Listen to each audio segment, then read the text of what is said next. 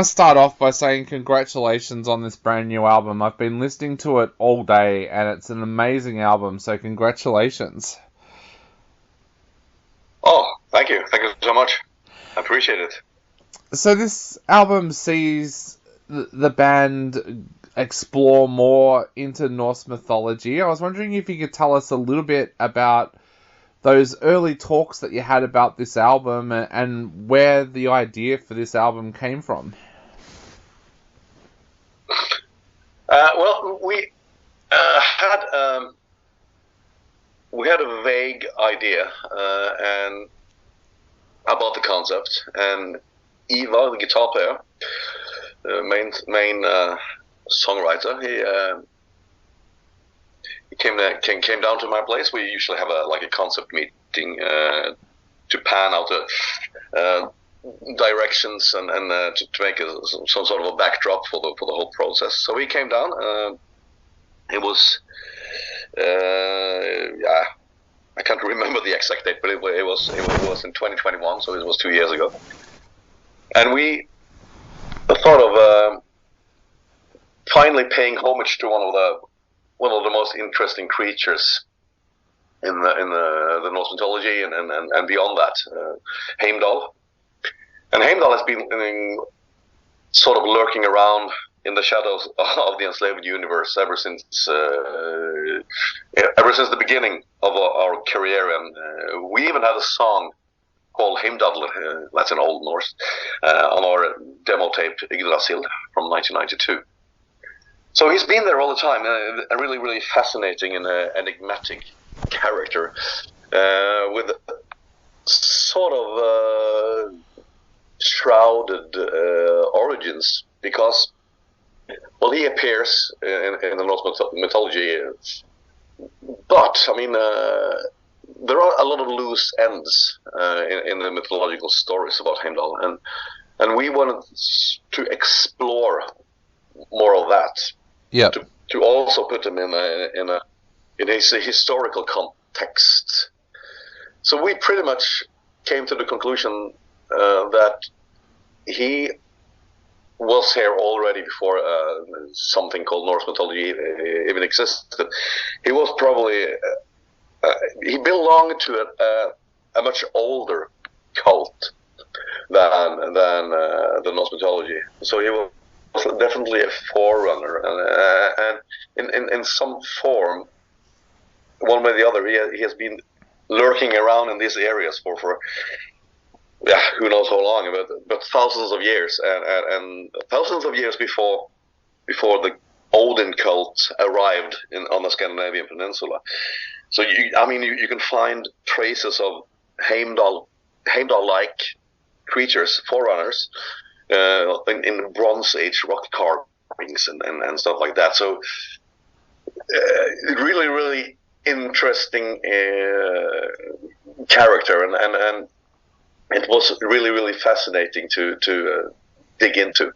And it's such an important figure in the Norse mythology as well. He's really, really, really significant. He has significance in the creation of the world, and he is also present in at the end of the final battle in Ragnarok. Significant roles there too, and probably also in an afterlife, so to speak. So there's a lot of the whole Heimdal concept is really broad and really, really fascinating. So it was a fantastic backdrop for the writing and recording process.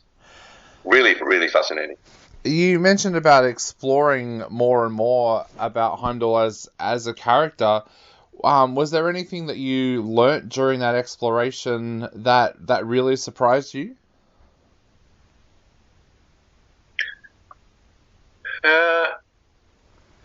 Yes. It really surprised me. He has been incorporated into the Norse mythology at some stage, and most of the other gods and creatures in the mythology has like in different sources they seem to have the same background story. Yep. Except Heimdal. Heimdal hasn't. Heimdal has, several and scholars have suggesting that different scholars have suggested that he comes from at least three different origins, different cults. So he is probably the most enigmatic creature in the whole Norse mythology, and that was kind of one of the things we so what surprised us, and that we still didn't knew after so many years writing about Norse mythology. Yeah. So, as a band, once you have the theme in mind that you're going to do for the new album, what happens then? Do you each go away and start working on tracks around that theme, or what's the process for the band once you've got that initial theme in mind? Well, it usually starts with Ivar goes back and he starts making demos, like instrumental demos. And then he would send them around, and me and the drummer and co-vocalist Eva Sunday, we would. Or it usually starts with I'm trying to make I'm making a sketch, a suggestion of what's and where to sing over things, and then we would either me and Eva would write the lyric for one specific song, and then I will go travel up to Iver's studio, and we would make vocal demos. Yeah. Like song by song, or maybe we do like 2 songs in one session.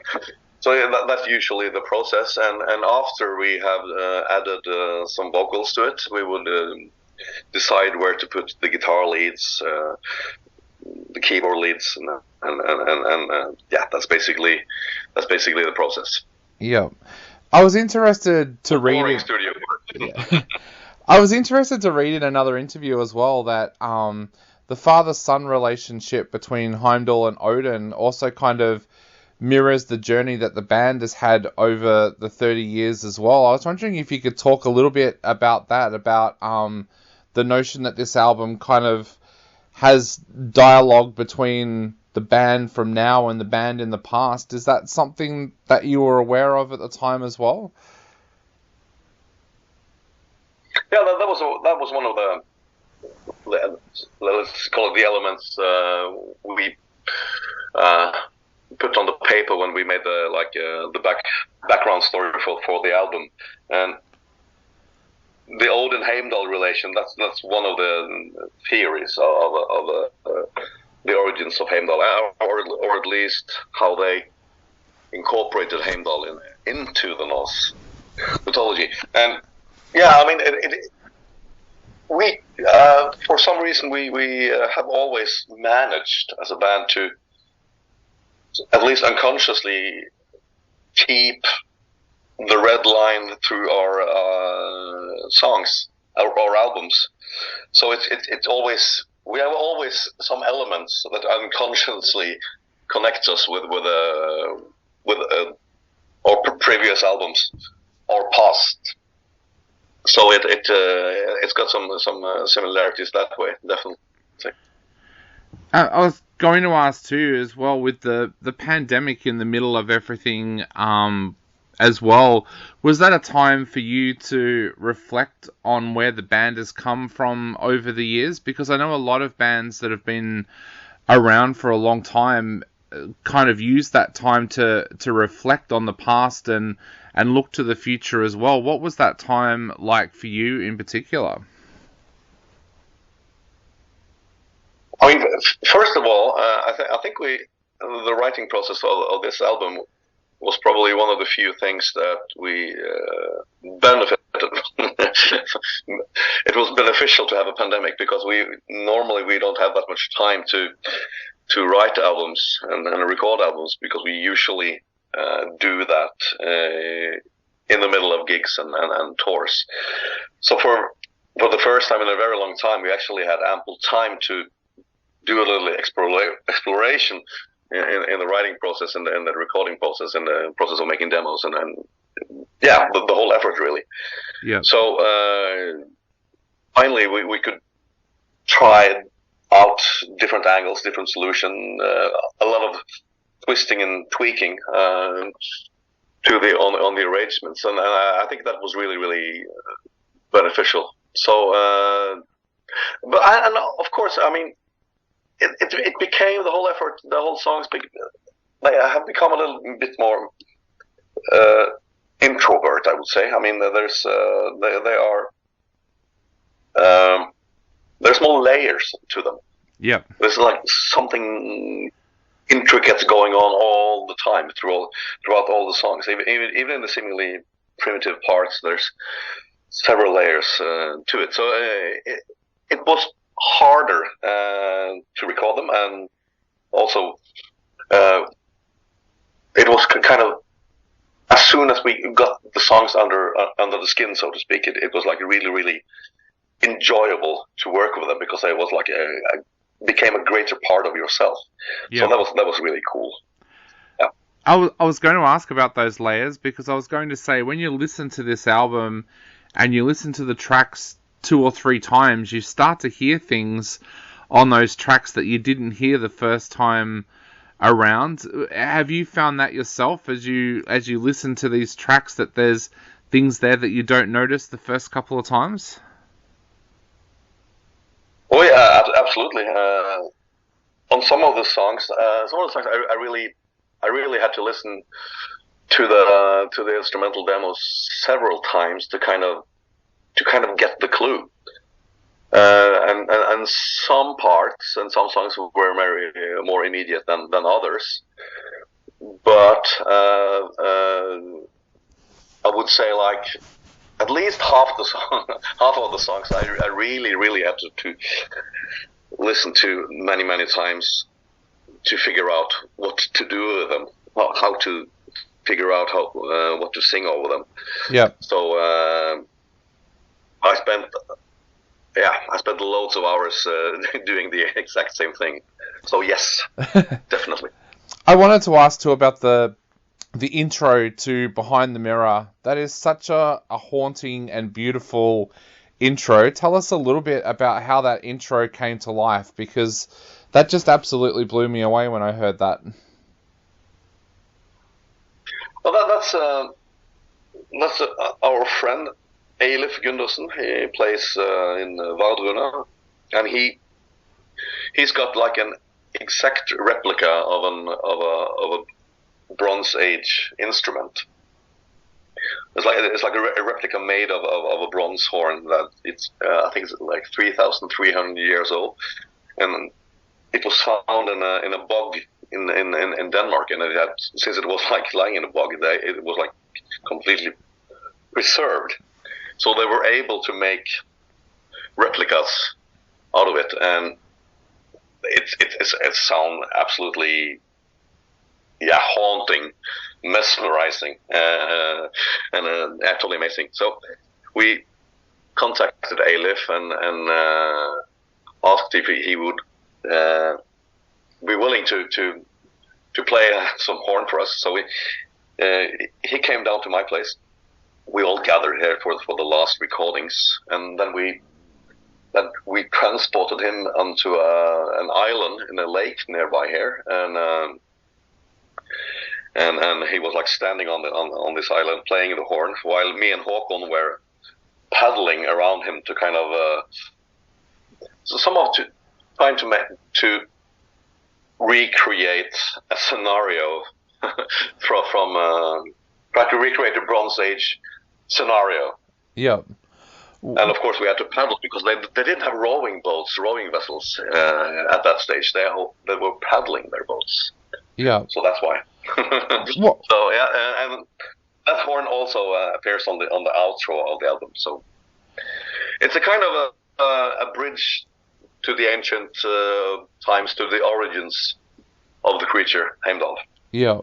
What was that like, being there and experiencing that, because it feels, when you listen to it on the album, it feels like it takes you on a journey back to the Bronze Age. So what was it like actually being there and experiencing that as he blew it?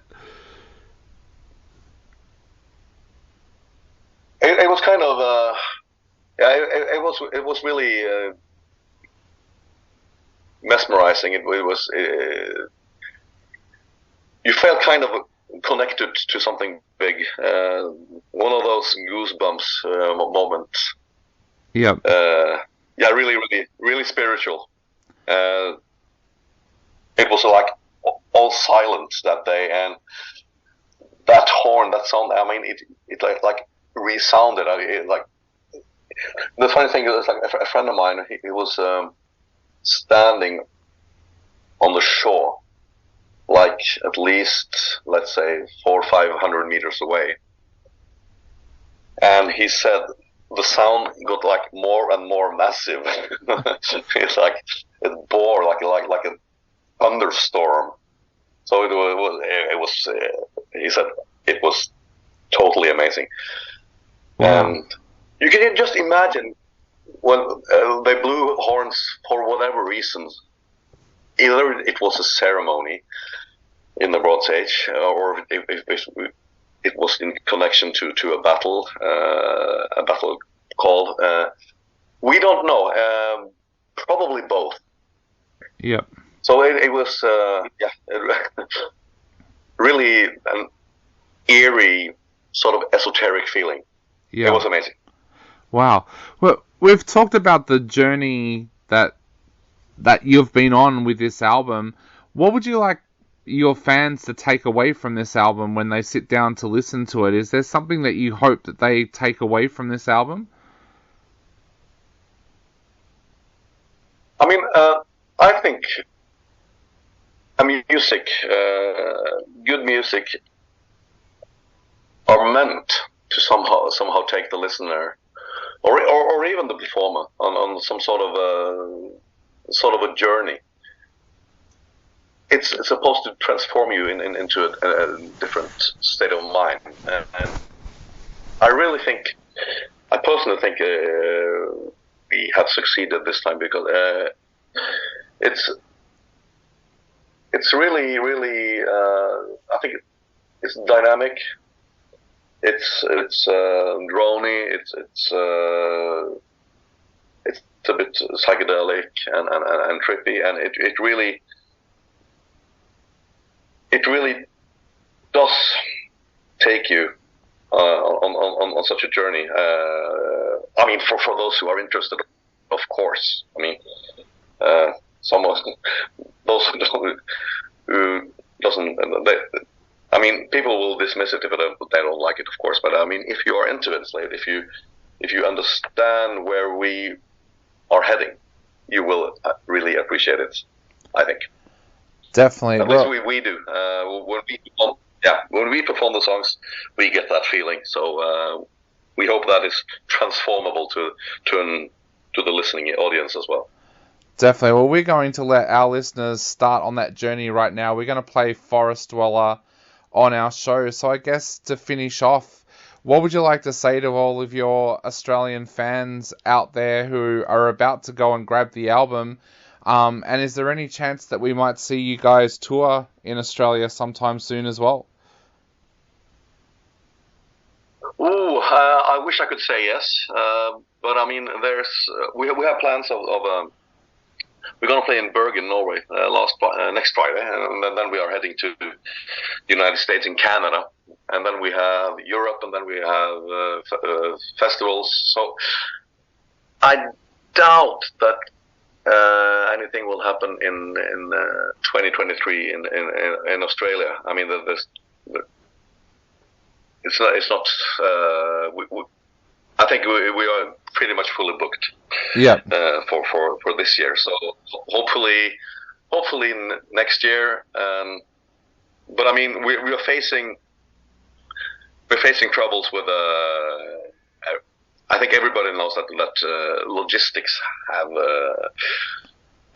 the prices have increased a lot. So it has been increasingly difficult to travel. He said, I mean, even within Norway, even in Europe. So let's just hope for better times, and let's hope we can come back to Australia in 24. Definitely. That's Well, all I can. I can't make any promises, but I really hope so, because we always have a good time down under. yeah. Well, we definitely hope so. But for now on our show, we're going to play Forest Dweller.